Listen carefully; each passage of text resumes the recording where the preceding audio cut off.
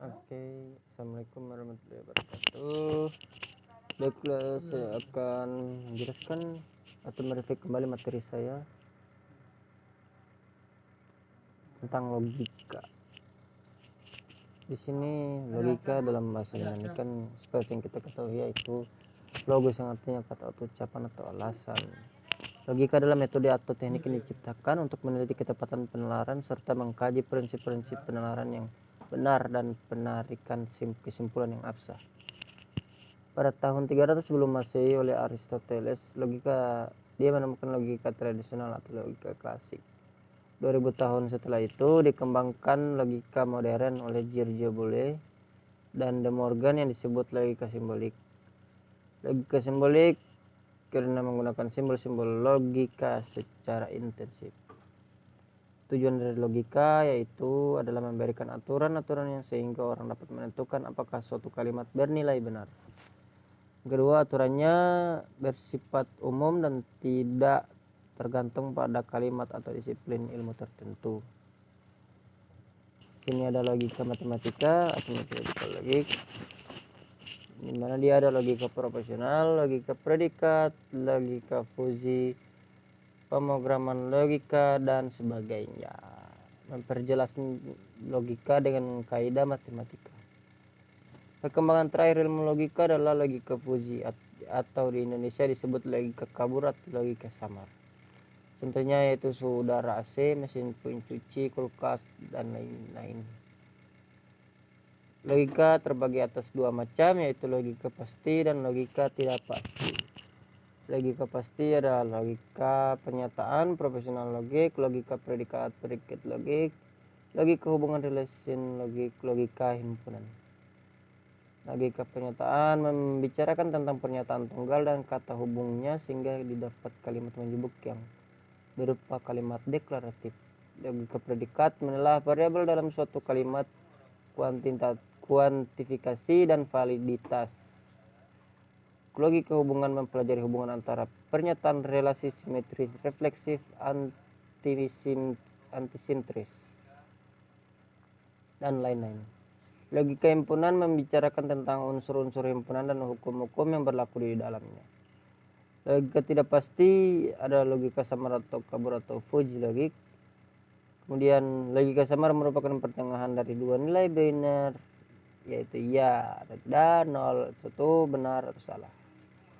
Logika pasti, oh ini yang tadi pasti. Oke, logika dan komputer. Logika disebut juga the calculus of computer science karena logika memegang peran yang sangat penting di bidang ilmu komputer. Peran kalkulus matematika sama pentingnya untuk ilmu-ilmu bidang sains, misalnya ilmu fisika, ilmu elektronika, ilmu kimia, dan sebagainya. Logika komputasi numerik dan matematika diskrit memiliki peran penting dalam ilmu komputer karena semuanya berperan dalam pemrograman.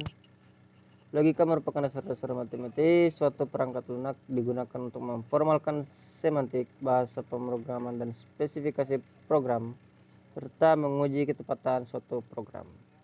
Logika dalam ilmu komputer digunakan sebagai dasar dalam bahasa pemrograman, struktur data, kecerdasan buatan, teknik atau sistem basis data, teori digital, komputasi rekayasa perangkat lunak, sistem pakar, jaringan, saraf tiruan, dan lain-lainnya yang mempergunakan logika secara intensif.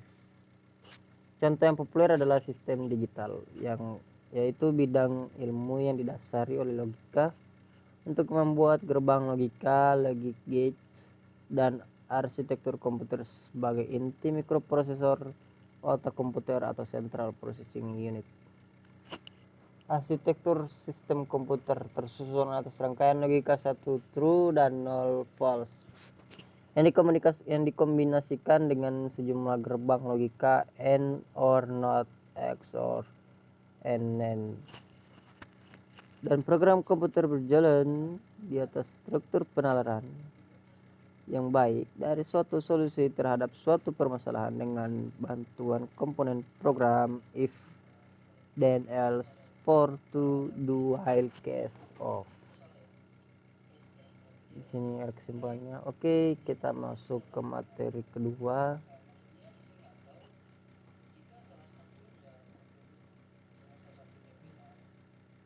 Modul 2.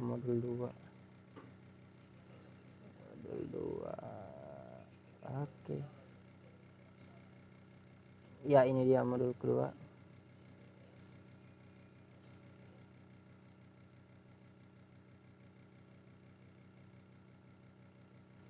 Ya, ini adalah modul kedua.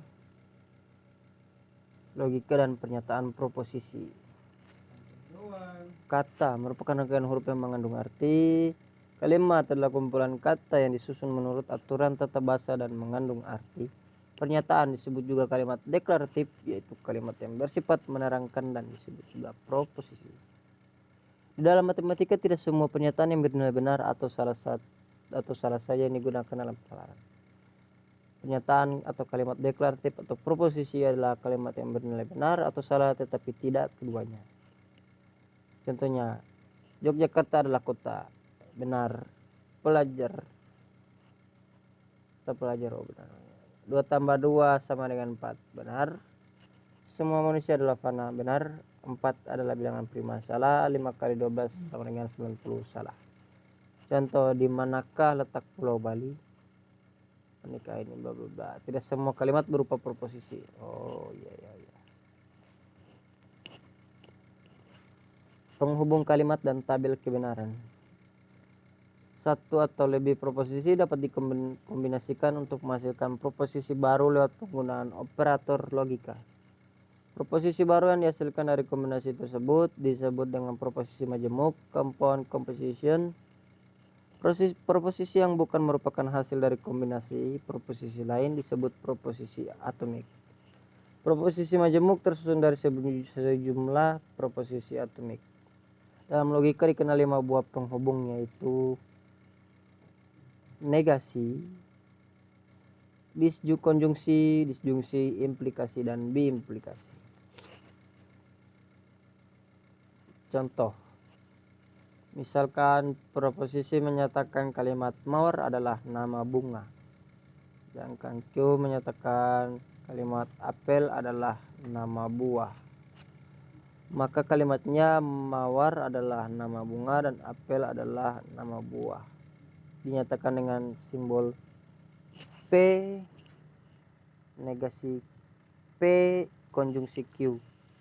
Contoh kedua misalnya P hari ini hari Minggu, Q hari ini hari libur. Nyatakan kalimat di bawah ini dengan simbol logika. A hari ini tidak hari Minggu tetapi libur. B hari ini tidak hari Minggu dan tidak libur. C tidak benar bahwa hari ini hari Minggu dan libur. Kata tetapi mempunyai arti yang sama dengan dan sehingga kalimat A bisa ditulis sebagai negasi P, konjungsi Q. Negasi. Sekarang kita masuk di negasi. Jika P sebarang proposisi, pernyataan negasi P atau negasi daripada P akan bernilai F jika P bernilai T dan sebaliknya ditulis dengan negasi P dan diberikan dalam tabel kebenaran.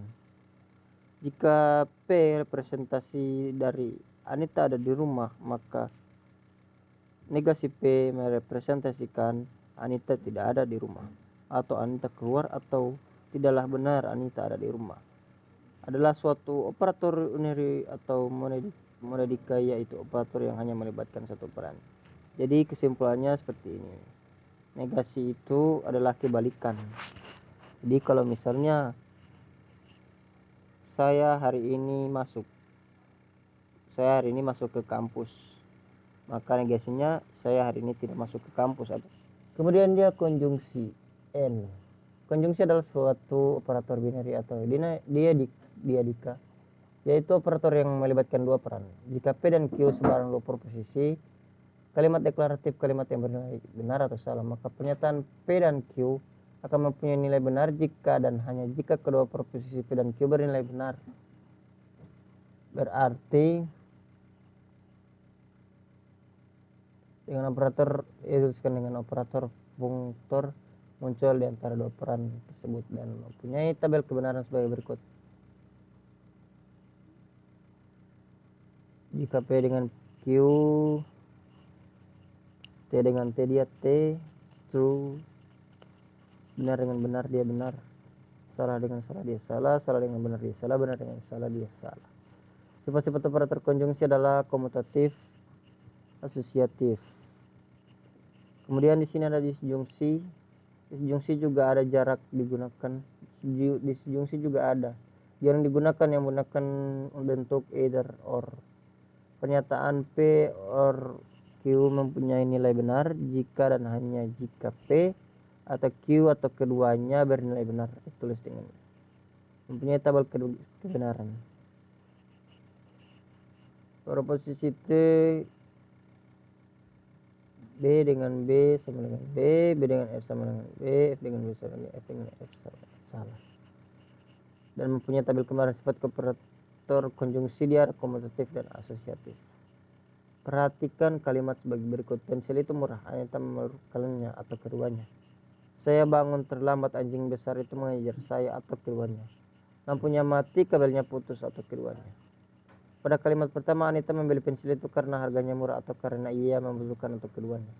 Sedangkan kalimat kedua, saya terlambat datang karena bangun terlambat atau karena dikejar anjing besar atau keduanya. Dan yang ketiga, lampu mobil mati karena lampunya atau pelentongnya mati atau kabelnya putus atau keduanya. Hal itu semua berarti bahwa operator disebut dengan inclusive or implikasi atau conditional implicit. Jika P dan Q adalah proposisi, maka diperoleh pernyataan jika P maka Q, yang juga berarti P hanya jika Q. Karena jika Q bernilai salah, maka benarnya pernyataan tersebut haruslah juga P salah. Dan juga berarti Q jika P. Ada juga yang mengatakan Q merupakan syarat perlu untuk P. Karena terjadinya Q memang mutlak diperlukan untuk terjadinya P. Sebab jika Q salah, negasi Q, maka juga P salah negasi P. Agar pernyataan tersebut benar-benar, juga ada yang mengatakan P merupakan syarat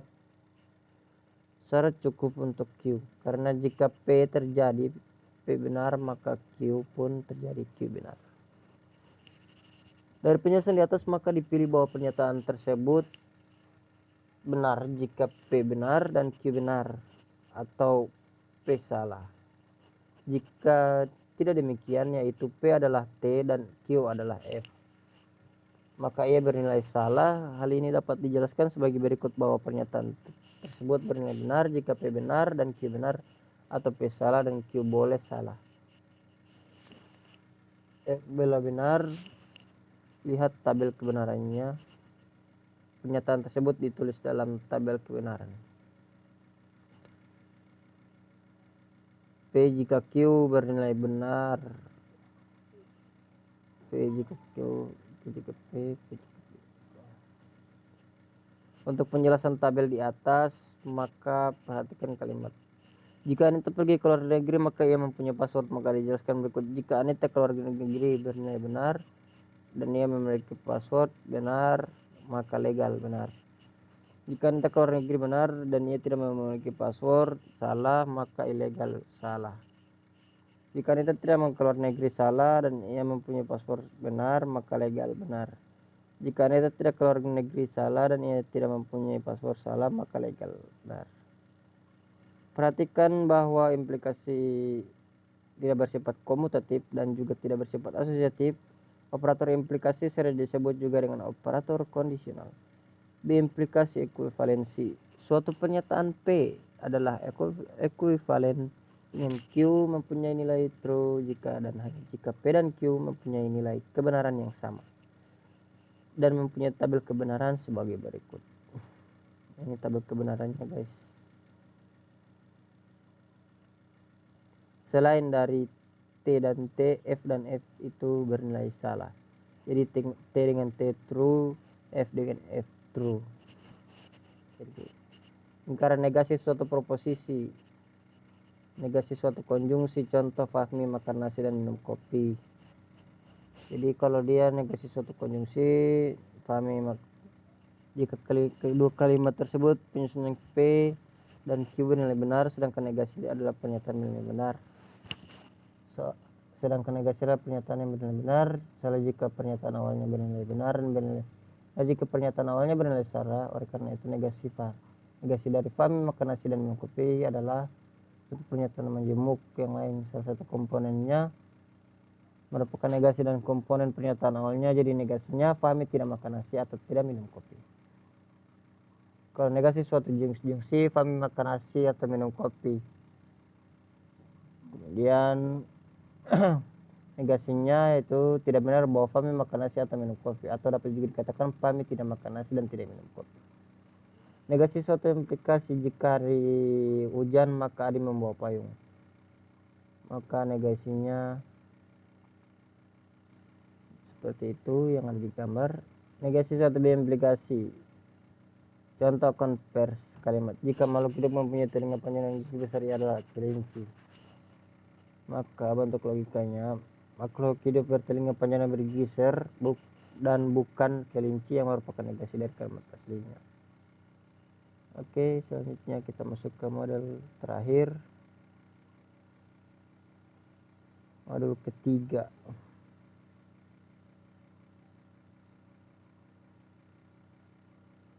Model ketiga di mana, Cok? Model 3 itu pipa belum ini ya.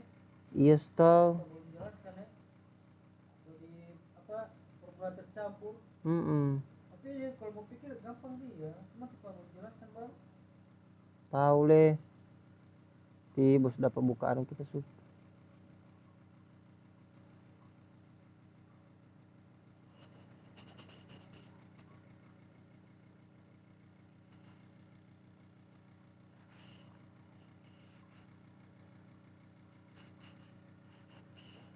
Modul ketiga itu tautologi, kontradiksi, dan kontingen.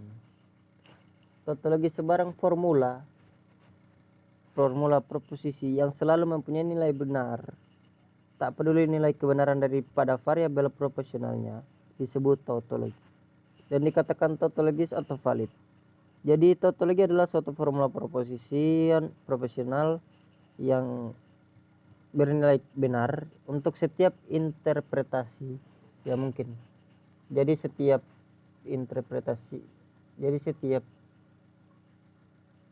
interpretasi daripada P merupakan model daripada P. Beberapa buku menulis dengan definisi tersebut, maka semua entry dalam kolom daripada tabel kebenaran yang merepresentasikan nilai formula tersebut adalah T. Kemudian di sini adalah suatu formula proposisi P dikatakan satisfiable, dapat puas jika ia mempunyai suatu model, yaitu terdapat suatu interpretasi daripada P sedemikian sehingga P bernilai kebenaran T untuk interpretasi I tersebut. Jika P tidak valid maka ia disebut invalid dan ditulis. Jika P tidak satisfiable, tak dapat puas, maka ia disebut unsatisfiable, kontradiksi. Lihat definisi kontradiksi berikut. P adalah tautologi yang dituliskan ini. Catatan bahwa bukan suatu operator logika operator, melainkan metasimbol terdapat relasi antara dengan. Untuk ini diberikan contoh sebagai berikut. Pada kolom pertama baris pertama dibaca P adalah tautologi, sedangkan pada kolom kedua baris pertama dibaca formula P mempunyai tabel kebenaran yang sama dengan formula itu. Semua adalah penegasan tentang formula logika formula dan bukan formula logis. Next. Dikatakan bahwa dua formula P dan Q adalah ekuivalen logis jika ekuivalen logis mereka yaitu P dan Q adalah suatu tautologi. Dapat dikatakan mereka mempunyai tabel kebenaran yang sama. Dikatakan bahwa dua formula P dan Q adalah imply logis jika implikasi logis mereka yaitu P dan Q adalah suatu tautologi. Kontradiksi. Terdapat suatu konsep yang sesuai untuk formula di atas, yaitu yang selalu bernilai benar. Sebarang formula yang selalu mempunyai nilai kebenaran tak peduli nilai kebenaran daripada variabel proporsionalnya disebut suatu absurdity atau suatu kontradiksi. Unsatisfiable, tak dapat puas. Jadi suatu absurdity atau kontradiksi adalah suatu formula proporsional P yang mempunyai nilai F untuk setiap interpretasi yang mungkin. Dengan definisi tersebut, maka semua entry dalam kolom daripada tabel kebenaran yang merepresentasikan formula tersebut. P adalah F. Ada contohnya di sini. Kemudian di sini formula tercampur. Sebarang formula yang tergantung pada nilai kebenaran daripada variabel-variabelnya dapat mempunyai nilai benar ataupun salah, disebut dengan suatu formula tercampur atau kontingen. Contoh. Kemudian di sini ada contohnya. Oke, saya rasa cukup. Sekian materi dari saya. Untuk modul 3-nya saya masih agak kurang paham, soalnya belum begitu dipelajari secara detail lagi. Jika ada kekurangan, saya minta maaf, karena tak ada yang sempurna di dunia ini, karena kesempurnaan hanya milik Allah Subhanahu wa taala. Saya rasa cukup sampai di sini. Terima kasih. Wassalamualaikum warahmatullahi wabarakatuh.